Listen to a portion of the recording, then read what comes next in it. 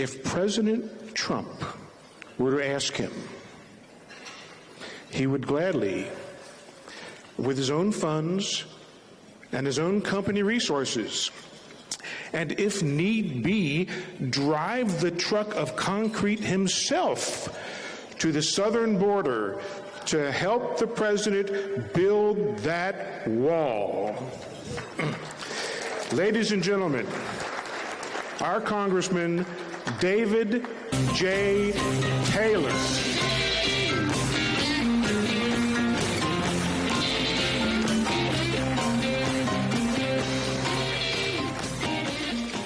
Good evening, everybody. First, I want to thank party leadership, Chairman Painter, Reps Byrd and Schmidt for their great words earlier, and Auditor Faber and Secretary LaRose for all their hard work, and Secretary LaRose couldn't have said it better, and I'm very proud to endorse your run for auditor. I know you'll be a great one.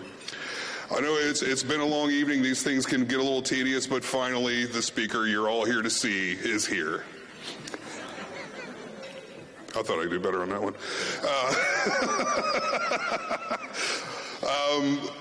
I'm new to Congress, as you all know, and we've hit the ground running in a good way, and we thought we really hit the ground running January 3rd. We were passing the Lake and Riley Act, the bill to get men out of women's sports and locker rooms. Right. Good things were happening. And then January 20th came, and President Trump was inaugurated, and he went by us like we were tied to a stump. I mean, he's just going 100 miles an hour, and we can't keep up, but we are trying our hardest. Because of my background, one of the most common questions I get is, what's it like to be in Washington, D.C., coming from where I come from? And it's interesting. I'm not a city person. There are pluses and minuses. We got a place where we can walk to the office. It only takes me about 10 minutes to get to work. You're in the shadows of these awe-inspiring monuments and office buildings where great men worked before you. In fact, I'm occupying the office that JFK occupied when he was in the House. So all that grandeur is there. And on the other hand, you're in a city, so there's wild-eyed people waving their arms, wandering around yelling crazy stuff, and it's not always Cory Booker, but often it is. But we have tried to hit the ground running and delivering on the promises we made on the campaign trail. We've sponsored legislation to reduce regulations, as Representative Schmidt spoke about at the state level, trying to get rid of 1-for-1, which is great. We're trying to, as President Trump requested, we're trying to get rid of 10-for-1 at the federal level to try to make small businesses and the private sector generally thrive in the way that it should. We're working to expand rural broadband and give the opportunity for the second district that it needs it so badly in so many areas, and its development is being hindered by it. And you're going to hear from Vivek later about the plans for that, and getting broadband there is going to be very important to make sure those plans are possible. We sponsored a bill to defraud illegal aliens that are here receiving benefits that are meant for American citizens. And if you're convicted, you can't re-enter, and it goes on and on. We're trying to take care of our veterans. We're trying to make sure that the DEI requirements or the DEI admission standards that universities are using are eliminated, and the Supreme Court did that. We're trying to make sure that there's an enforcement arm for that. So we're trying to deliver on the things we've been saying, and at the same time we're in the district, traveling this large district, and making sure we're in touch with the constituents and doing what they want done. And we're hearing, you hear sometimes on the news complaints about Trump and Musk at doing the work of Doge, and how people are mad about that. I guarantee you, they're not mad. They're very happy. Everybody I talk to is pleased. They're glad it's being done with a scalpel, not a sledgehammer, but they're very pleased that the work is being done. I'm so glad to be here in Clermont tonight, my home county, the beating heart of the second district. There's not very many places that drive growth within the second district, but we're blessed to be in one of them. But most importantly, tonight, I want to talk about the most obvious thing, the person you really came to hear talk tonight. Vivek Ramaswamy, ladies and gentlemen, it's my great honor to announce my full endorsement for a true champion for conservatives, someone who stands unapologetically for America first, for our freedoms, and for the hardworking people of Ohio. Vivek Ramaswamy is not just a businessman and a leader, he's a devoted husband to Apoorva, a proud father of 2 boys, and a fighter for the principles that made this country and our state strong. Vivek grew up learning that success isn't handed out, as we all did in this room. It's earned. His parents instilled in him an importance of faith, family, and personal responsibility, principles that still guide him to this day. Vivek has always stood firm in his conservative convictions, pushing back against government overreach and fighting for free speech, religious liberty, and economic freedom. His unwavering commitment to putting America first has earned him the endorsement of President Donald J. Trump, who, as Secretary LaRose mentioned earlier, said about Vivek that he is something special, something that we've known for a long time. Ohio needs bold, fearless leadership, someone who will defend our families, protect our freedoms, and put Ohio first. And that's exactly what Vivek is ready to do. So please join me in welcoming a true conservative fighter, a man of action, and the next governor of Ohio, Vivek Ramaswamy.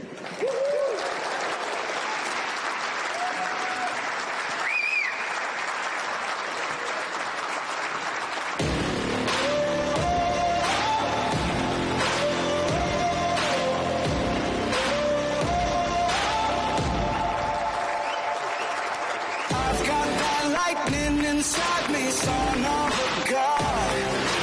I'm like a titan that's rising on just you watch. I'm stepping into... Thank you. Give the good Congressman Dave Taylor another round of applause here. He's fantastic. Representative of this region, a businessman who's had success in the private sector before serving, and Congressman, that endorsement means a lot tonight, joining great leaders like Frank LaRose, like your fellow congressmen and others across our state who give us right now, it's come up several times, and I want to talk about this, a moment of unprecedented unity in our Ohio Republican Party. It's a beautiful thing to see. Thank you. I appreciate that. It's important. Good to see you, Michael. Great job, and love the energy in Clermont County for Michael Lowe. Good to see you, buddy. Thank you. The question is, how are we going to use that unity? To achieve what? Well, we've already done it to defeat Joe Biden, Kamala Harris, whatever you want to call that machine was. The cognitive deficits of each of them, they really weren't so much of a bug. They were a feature for the people who controlled them, right? We understand that. But that's in the rearview mirror now. The question for us now is not so much what are we running from, but what are we running to as a party? To answer now the hard question, what does it actually mean to be a conservative? What does it actually mean to be a Republican? What does it actually mean to be an American in the year 2025? That's the work ahead of us. To me, it means we believe in the ideals that led to the foundation of this country 250 years ago. The ideals that won us the American Revolution. Ideals like meritocracy and the pursuit of excellence and hard work. That you get ahead in this country not on the color of your skin, but on the content of your character and your contributions. And that's why we've gotten rid of the woke DEI regime in our federal government, and we're getting rid of it right here in the state of Ohio. Congratulations with the passage of SB 1 in the last week. It means we believe in the rule of law. And I say this as the proud son of legal immigrants who moved right here, not far from where we are, to Cincinnati, Ohio, 45 years ago, with nothing in their pocket. Now with their son, a single generation later, living the American dream to the fullest scale possible. I say this as the proud son of those legal immigrants. That means your first act of entering this country cannot break the law, and that is why if we've had the largest influx of illegal aliens into this country in American history, then we ought to have the largest mass deportation in American history. That is now racist or xenophobic That is what it means to stand for the rule of law in the United States of America. It means the people we elect to run the government ought to be the ones who actually make the laws, not unelected bureaucrats in the deep state of Washington, D.C. three-letter agencies.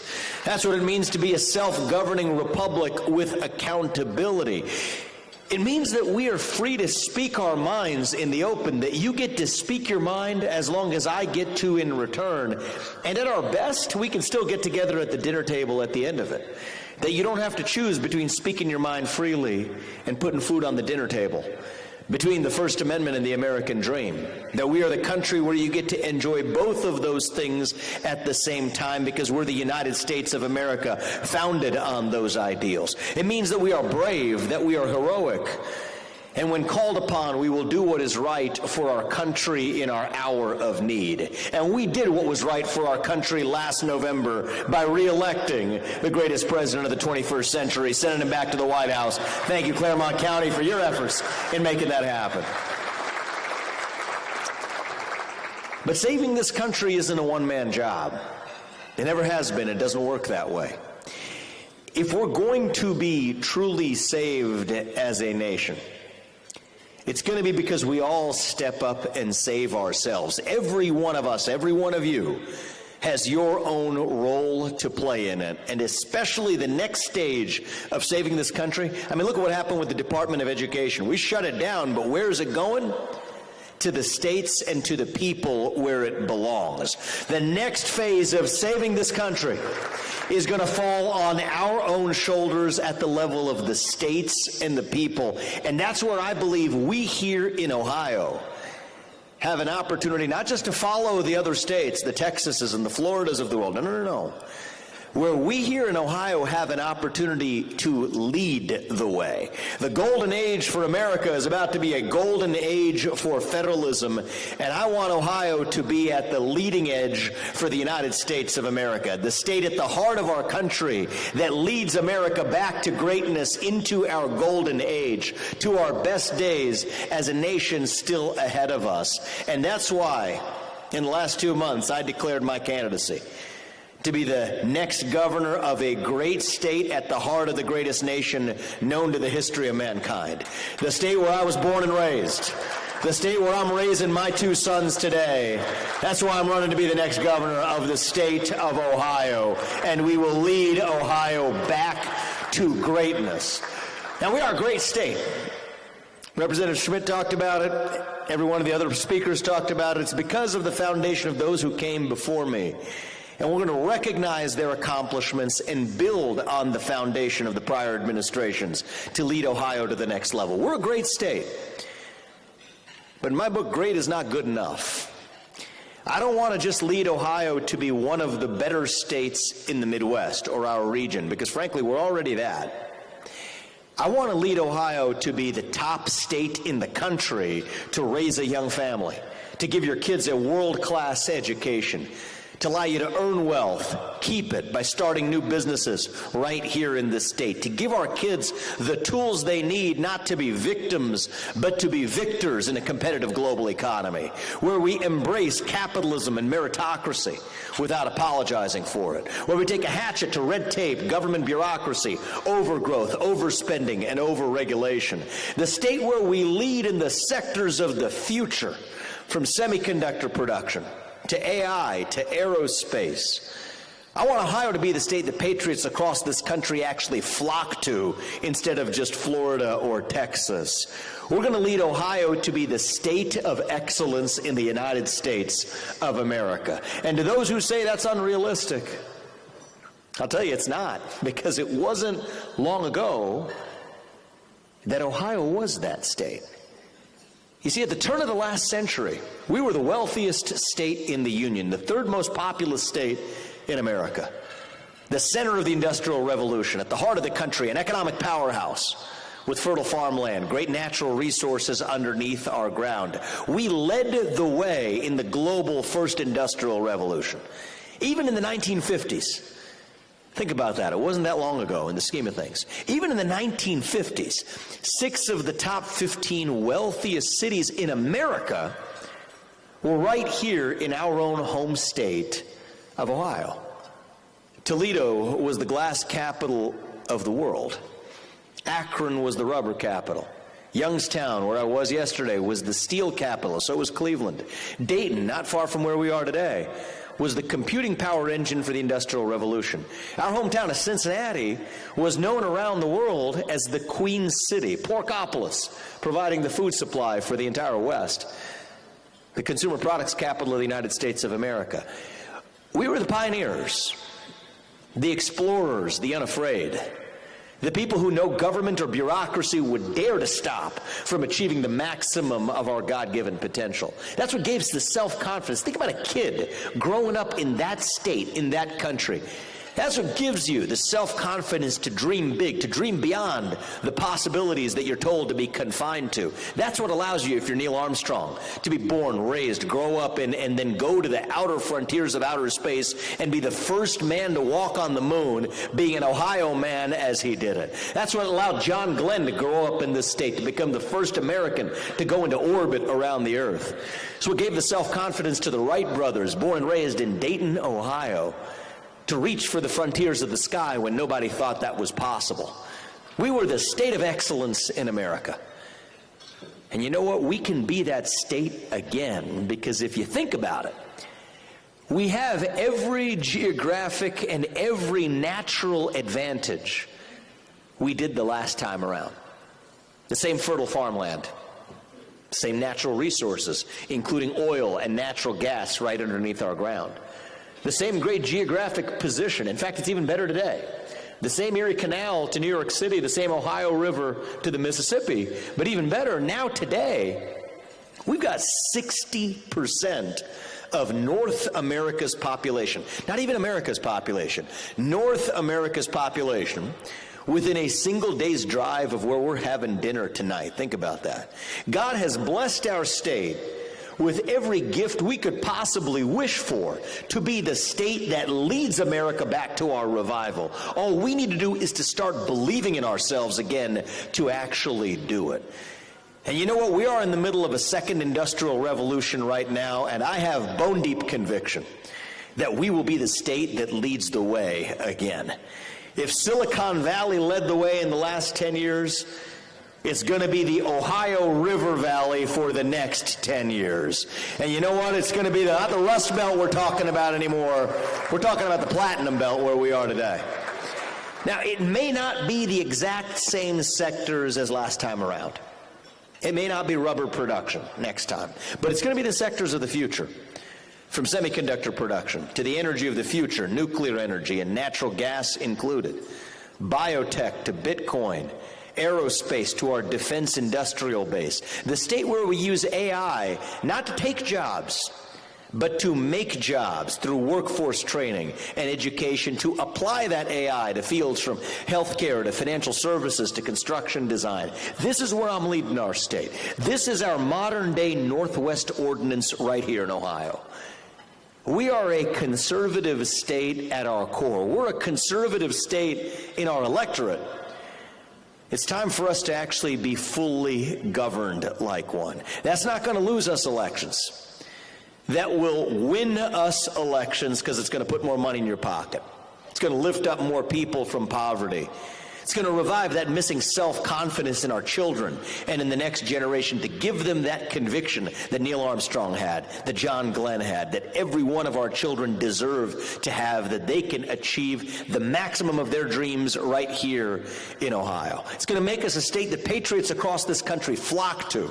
Rather than flocking out, they're going to be flocking in. From New York to California, and frankly from Texas to Florida, including our children who have left this state to come back, to repatriate them back to our state, where their roots are and where their future roots belong.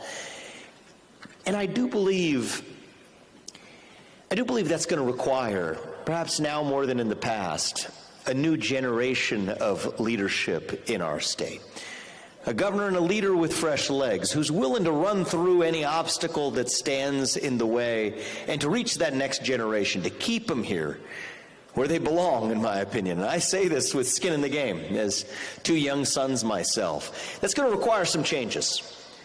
As I said, we're a great state. We're going to build on the foundation of those who came before. But to lead our state to the next level, there's a couple of challenges we're going to need to confront. And I'll be frank with you, because, if you care about somebody, you tell them the truth.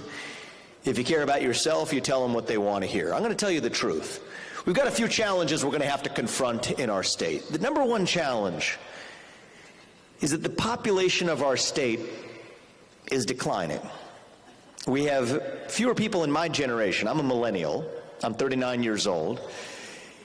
Fewer people in my generation. I had 2 kids, and God willing, we'll see what the future holds in store. But many people in my generation aren't having kids because they're afraid their kids aren't going to live a better life than they did.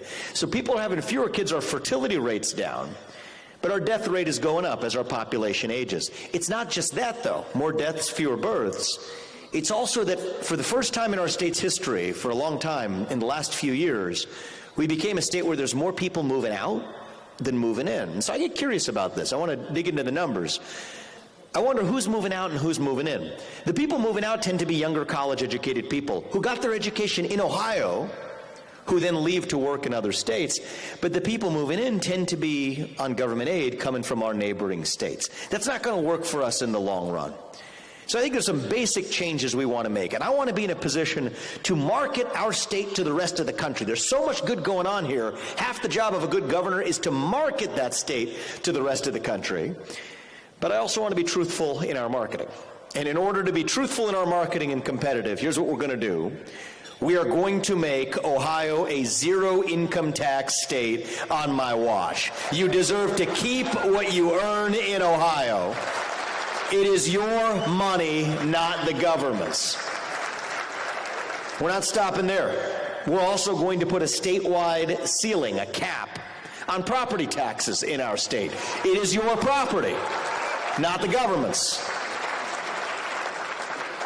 Now, people ask, how are you going to do this? A statewide ceiling. Counties can be below the ceiling or not, but put a cap on it, and then tell people what they're voting for. Nobody wants to hear about millage and 20 mil this or that. Nobody knows what that means. If you tell people if your house is $200,000, here's how much more you're going to pay on your property taxes, they're going to stop voting for the property tax hikes. And I think that type of transparency is what our citizens and our residents actually deserve. And with that and a number of other policies I'm going to roll out over the course of this year, focused on putting more money in your pocket and in your kids' bank accounts in the next generation of Ohioans, we are going to keep our young people in our state and become a state whose population is actually growing again. Not 11 million and declining, but 15 million and rising to address our workforce challenges. That's where I'm going to lead our state back to growth. That's number one.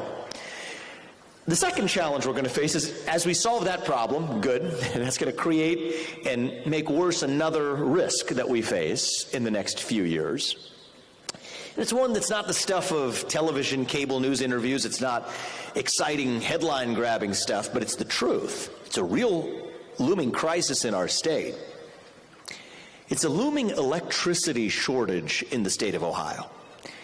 Now, I'll tell you why this is coming as a major problem. We have a boom of AI data centers coming to our state. I think that's a good thing. It's a great opportunity for our state. But that has created more demand on our electric grid, our power grid, than we've ever had in our state's history, at the exact same time that we also have the left's political war on natural gas and coal, which are our sources of baseload power generation.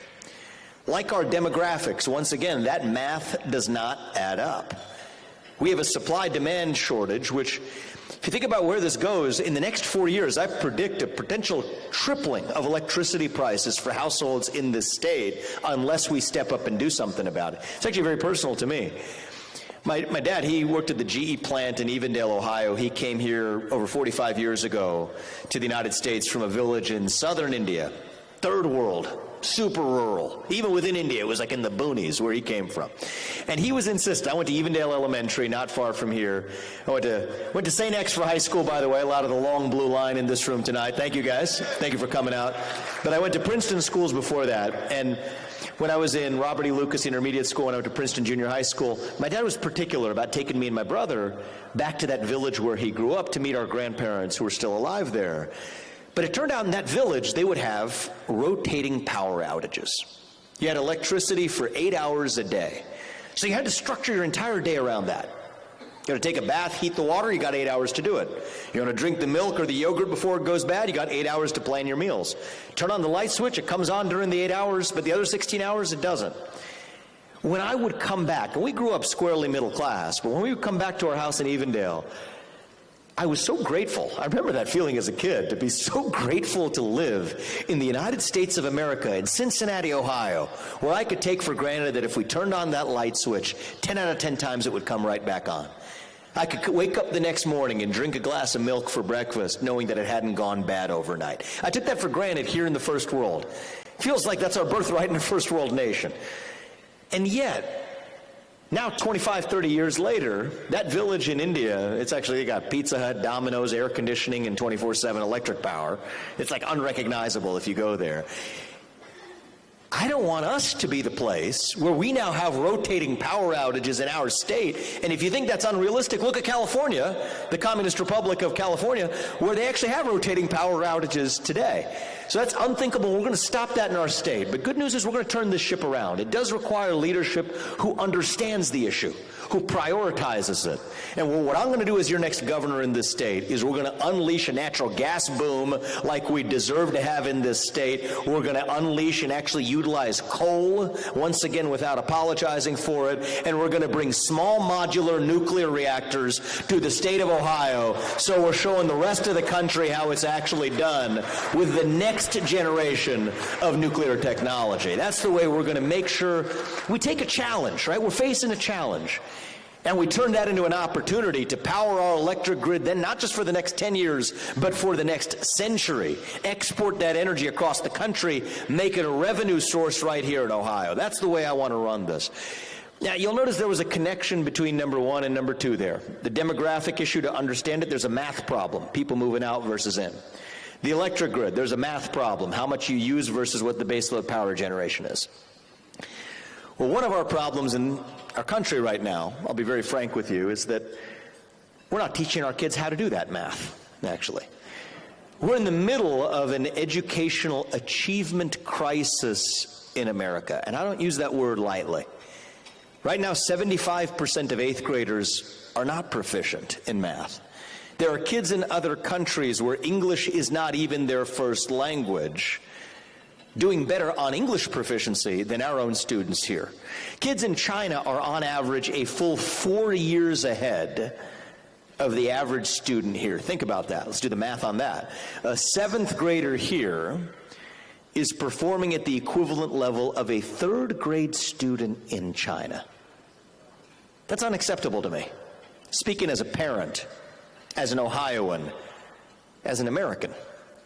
I refuse to just stand by and idly watch as China laughs at our decay into oblivion. No, that's not going to happen. We're going to turn that ship around. We're going to turn it around right here in the state of Ohio. I will lead Ohio to be the top state in the country and in the world to give our kids that world-class education in reading, writing, math, critical thinking, physical education, civic education, financial literacy, as is their birthright here in Ohio. This is what I'm most passionate about over the next 8 years of what we're going to achieve for our state. That requires taking our school choice programs to the next level, as they've done in Arizona and Iowa at a full universal level, including making even homeschooling a viable option for parents who demand it. Every parent deserves that right. But I've also traveled this state. Even in the last week, I've gone to Ironton in the very south, from Tuscarawas County all the way to the Mahoning Valley, all the way to Preble County, now here back home in my hometown just outside Cincinnati. I've traveled this state, and there are many parts of this state where, as much as we may implement school choice, there are no alternative choices. So we have no choice but to also make sure that our public schools are equipped to compete with the best of those alternatives. And here, I don't want to be following Texas and Florida. The way we do this is, by the time I'm done as your governor, Texas and Florida are going to be following us. We're going to use our dedicated base of police officers and make sure we have at least one of them in every school in this state to protect our children so they're safe in schools, including in our inner cities. We're going to make sure our kids actually show up to school, combating the growing epidemic of chronic absenteeism in our public schools. And I'll pledge this to you tonight. As your next governor, never again will we bend the knee to a cheap Anthony Fauci Jr. who allowed our public schools to be shut down as our private schools remained open. She owes our kids an apology and never ought to come anywhere near the levers of power again. That's my opponent in this race. But more importantly, we're going to stand for the achievement of our students. From every domain, from the sports fields to the classroom. Stand for the pursuit of excellence, meritocracy in every domain. We got to take a look at not just how much money they're spending. I got a challenging question from an NBC reporter last night. I'll admit, she was fair about it. They're not always fair. She was fair. She asked me, well, what about the cuts in public funding education? You're talking about education. What about the cuts to public funding in education? I said, hold on a second. It's not about how much money we spend. It's a question of how we spend the money that we've already allocated. Let's take a look at that. Right now, the public schools in the inner cities to whom we're allocating dollars that spend the most money per student are delivering the worst outcomes per student. As we've thrown more money at those same failing schools, their performance has only gotten worse. So the real question is how we're spending that money. And what I'm about to describe to you, I mean, this isn't Republican, Democrat, conservative-based red meat stuff. This is stuff of uniting our entire state. Every parent is going to know what I'm telling you here is true. The truth is, the number one factor outside the family that determines the success of a student, the number one factor outside the family is the quality of his teacher. Shouldn't be surprising. And yet, an overwhelming majority of our public school dollars go to uses other than classroom instruction. Bureaucracy, overhead, even infrastructure. I like having a shiny hallway, but it doesn't matter if we're not actually paying public school teachers according to merit enough for them to live the American dream. Is it possible to live the American dream as a public school teacher today?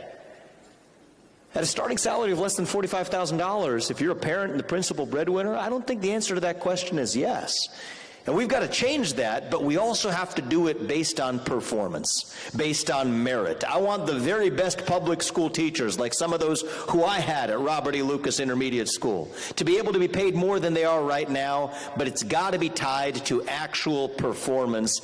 And that's the way America was built. It's the way we're going to reform our education system through meritocracy in the state of Ohio. We got to better utilize our time in schools. Anybody who's a parent probably understands this. There is so much wasted time in our schools. Our kids are not actually making the most of their school day. We want to use that excess time to teach our kids financial literacy, to actually give them the civic education that they deserve. Corbin, I want to recognize you here. He was along with Frank LaRose, actually passed a civic education bill a long time ago, and we're going to take civic education in Ohio to that next level. We're going to give our kids that world-class education in the basic subjects of math, reading, writing, measure their performance starting at a young age, and not just academics, but also physical education. Integrate PE as early as kindergarten. Bring back the presidential fitness test in middle school. I don't know why we got rid of it in the first place. The best way to have a lower cost healthcare population in the long run is to have a healthier population in the first place. Serve healthier food in our cafeterias. Get those cell phones out of our schools and end the cycle of baiting them into ADD and then medicating them with Ritalin. It's not good for our kids either. This is stuff of combating our mental health epidemic in our state. You think about the spread of our mental health epidemic, this is a major problem. I met a gentleman. Les, are you still here? Where are you, Les? You mind standing up, Les? I want to recognize you today for your work. He's helping young people and people of all ages through their addiction issues. He's a man who's gone through a long journey, and his family has himself. We got to address this chronic epidemic of depression, anxiety, fentanyl, opioid usage, suicide in our state by filling that vacuum of purpose and meaning in our young people with the real thing.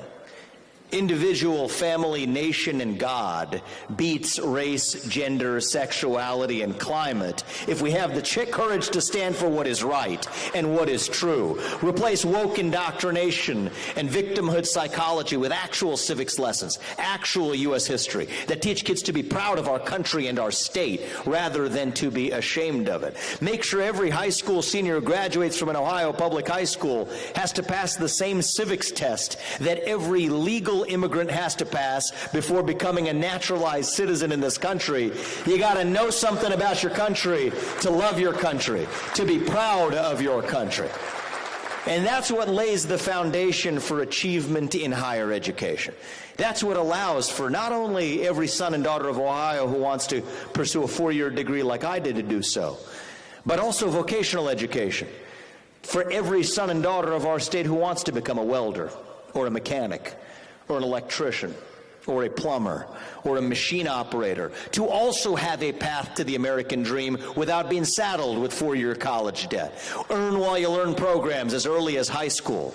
I don't call these professions the trades, I call them professions because that's what they are, deserving to be treated with the same degree of dignity and respect as somebody who goes on to become a lawyer or a banker or a doctor. It's not that one of these is more elite than the other. They're all elite in the state of Ohio, where every young man and woman who wants to become an entrepreneur or a computer programmer or a physician or a surgeon has an opportunity to do it just as every son and daughter of Ohio does who wants to become a welder or a carpenter or a builder. That is what the true American dream is about. That is what a true meritocracy is about.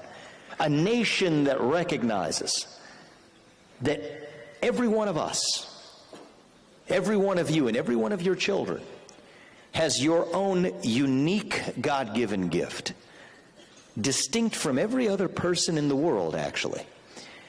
And that we are the nation that allows you to make the most of your own God-given potential without any government or bureaucracy or system standing in your way. That is what made America great the first time. That is how we will make Ohio great again. The state, the cradle of the American dream in America. The state where our kids who grow up here don't have to be spiteful or envious of somebody else's success through capitalism because they're participating in it with real skin in the game instead. That's my message to my kids tonight and to your kids tonight. That the state of Ohio is the place where the American dream is your birthright. A world-class education is your birthright. Success is your birthright. Freedom is your heritage, and excellence is your destiny. That's not a humble vision for our state. It is an ambitious vision, because I believe that is who we really are as Ohioans and as Americans. We're not victims, we're victors.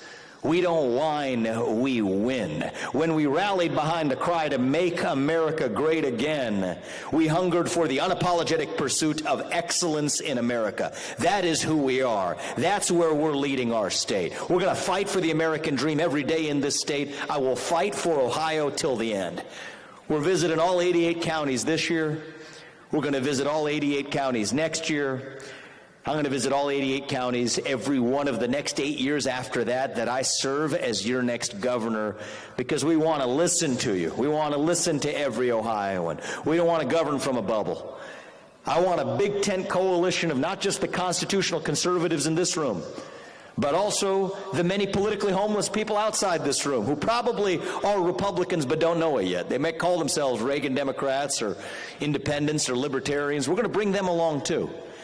If you care about educational excellence and economic excellence for your kids, if you want your kids to have the same shot at the American dream that this country and this state gave to me, then we're on the same team, and we will have a seat for you at the table in this movement. We will work with you to lead our state to the next level. We don't have to be a state in decline. We don't have to be a nation in decline. I believe we are still a state in our ascent, a state still on our way up, still on our way to that shining city on a hill. That country and that state where we will look our kids in the eye and mean it. When we tell them that you get ahead in the United States of America and you get ahead in the state of Ohio with your own hard work, your own commitment, your own dedication, and that you know what? You are free to speak your mind at every step of the way. That is the American dream. That is what we are running to. That is the dream that won us the American Revolution. That is the dream that reunited us after the Civil War. That is the dream that won us 2 world wars and the Cold War. That is what still gives hope to the free world. And if we can revive that dream over group identity and victimhood and grievance, then nobody in the world, not a nation, not a corporation, not a virus, not China, is going to defeat us. That is what true American exceptionalism is all about, and that is what we will revive right here in Ohio to lead America back to greatness. Thank you for coming out today, Clermont County. God bless you and your families, and may God bless our great state of Ohio. Keep fighting. Fight, fight, fight, and we will get the job done. Thank you, guys. God bless you. Thank you. I've got that lightning inside me, son of a god. I'm like a titan that's rising on just